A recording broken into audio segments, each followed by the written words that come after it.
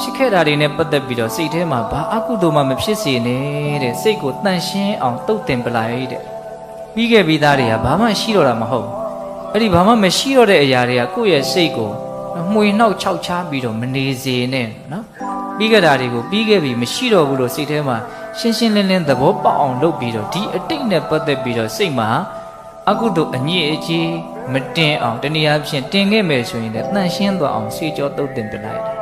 ယံပုပ္ပေတံဝိသောတေဟိ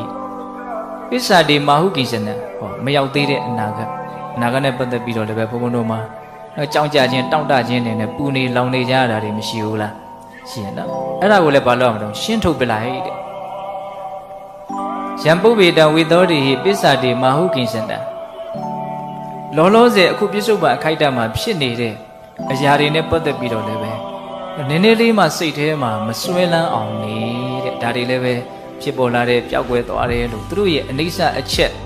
သူတို့ရဲ့သဘာဝတက်တက်ဖြစ်ပေါ်နေမှုကိုနားလည်အောင်လုပ်ပြီးတော့အခုလောလောဆယ်ဖြစ်နေတဲ့အရာနဲ့ပတ်သက်ပြီးတော့လည်းပဲမစွဲယူနဲ့မစွဲလန်းနဲ့မေ့စေစေတော့ဂဟိတတိနော်ဒါဟာငါဟာပဲဒါဟာငါပဲအဲ့လိုမရှိတဲ့အရာတွေမပါတဲ့အရာတွေကိုမှားမှားယွင်းယွင်းရှောက်ပြီးတော့စွဲလန်းမနေနဲ့